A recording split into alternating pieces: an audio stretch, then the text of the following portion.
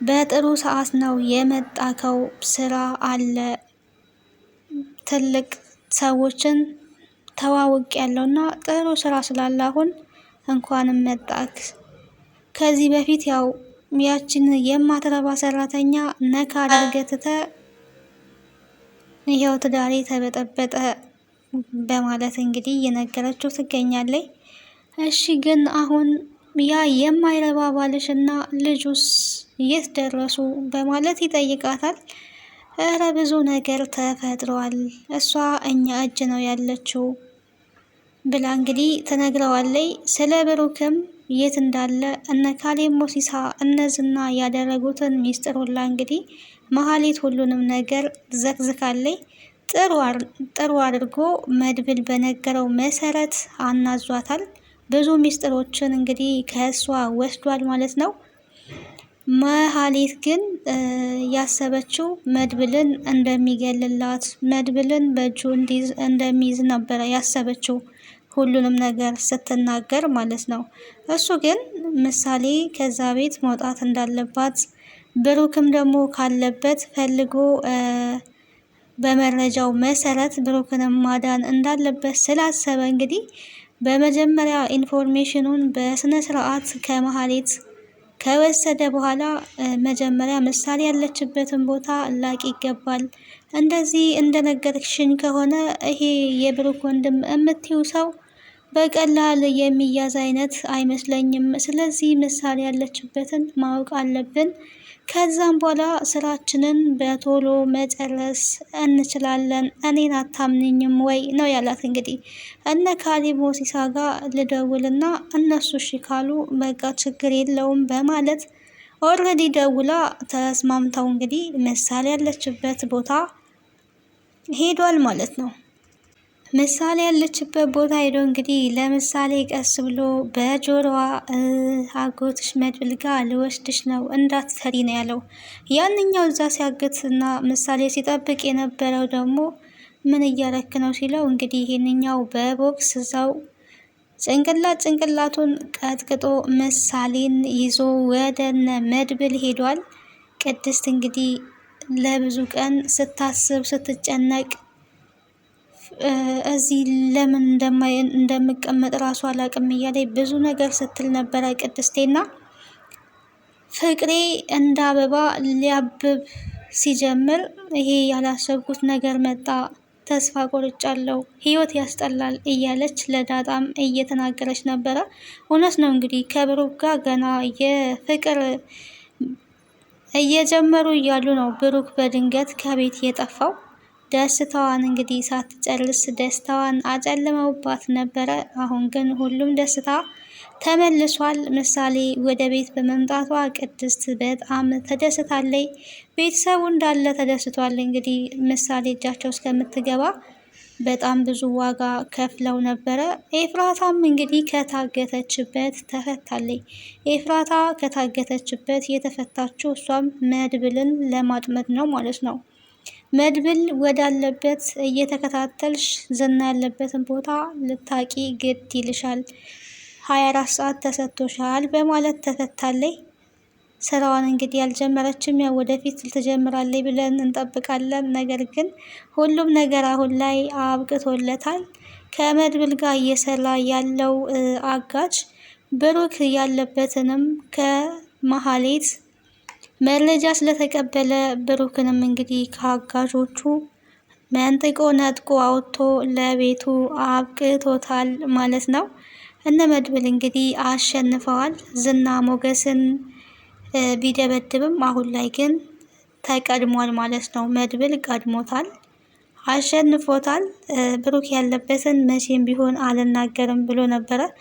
ግን እድሜ ለመሀሌት። አሁን እንግዲህ መሀሌት በነ ካሌብ ሞሲሳና በነ ዝና ጉዷ ሊፈላ ነው።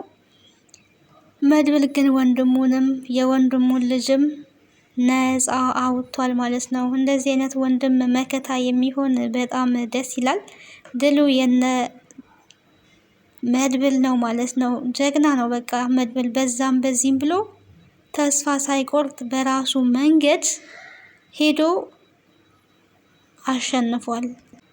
ኤፍራታ ወደ ቤቷ ከተመለሰ በኋላ እንዲህ ለካቺ ቤት እኮ ትናፍቀኛለች ብዬ አስቤም እንኳን አላቅም ነበረ። ቤቴ እንኳን እንዴት እንደናፈቀችኝ ለካ ቤት እንደዚህ ናፍቃለች በማለት እንግዲህ ለመሀሌት እያወራች ነበረ። ማድረግ ያለባት እየተነገራት እንግዲህ በ24 ሰዓት ውስጥ መድብልን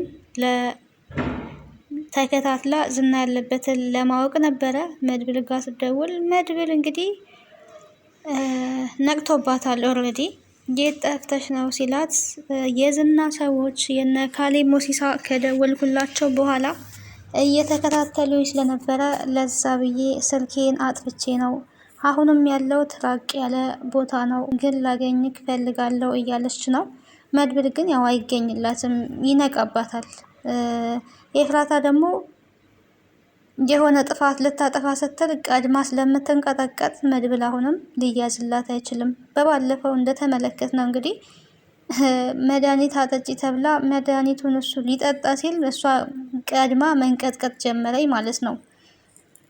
መጀመሪያ ላይ ድፍረቱ ቢኖራትም ግን እስከ ፍጻሜው መታገስ አልቻለችም። ጠጥቶ ሊሞት ነው የሚል ስጋት ስለያዛት ልጠጣው ነው እያለች እየተንቀጠቀጠ እንግዲህ መድብል ወዲያው ነቅቶ ለራሱ ዓላማ ተጠቅሞበታል ማለት ነው።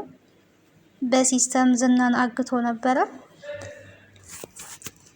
ኤፍራታም ያሰበችው ሀሳቧ እንግዲህ አልተሳካም። ከዚህ በኋላ መሀሌትም ኤፍራታም ተመልሰው ከእንደገና ይታገታሉ ማለት ነው። ምክንያቱም አጠፋችኋለሁ፣ እገላችኋለሁ ብሏቸዋል ካሌብ ሞሲሳ።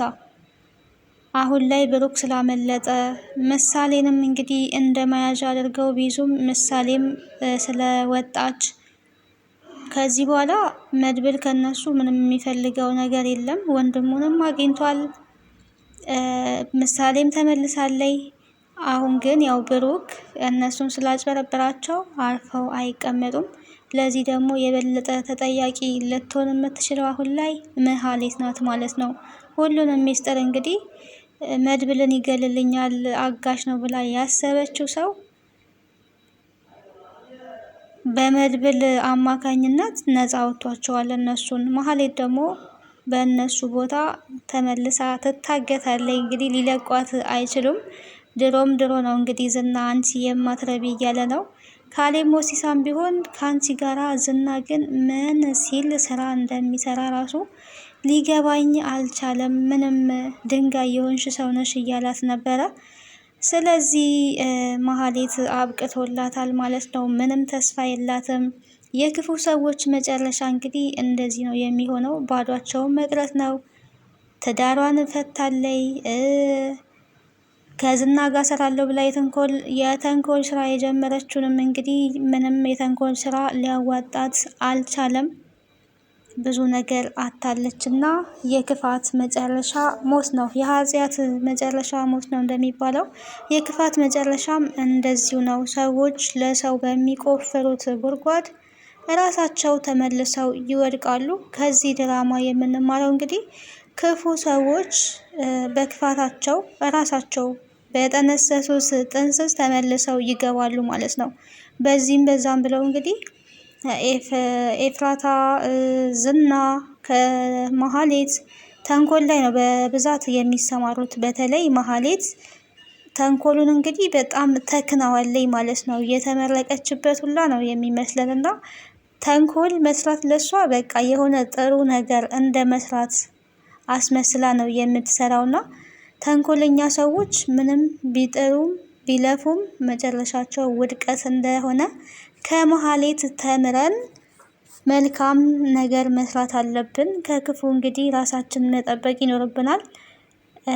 የነ ብሩክ ፋሚሊ ከቅድስት ጀምሮ እንግዲህ ያሉ እነሱ በጣም መልካም የተሞላባቸው የሰው ሀቅ ያልፈለጉ የራሳቸውን ነፃነት ለማሳወጅ በራሳቸው የሚጓዙ ሰዎች ናቸው ከድራማው የምንመለከተው።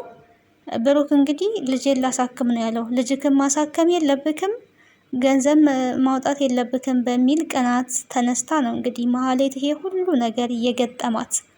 ግን አሁን ላይ ሁሉንም አጣች። አንዳንዴ አለማስተዋል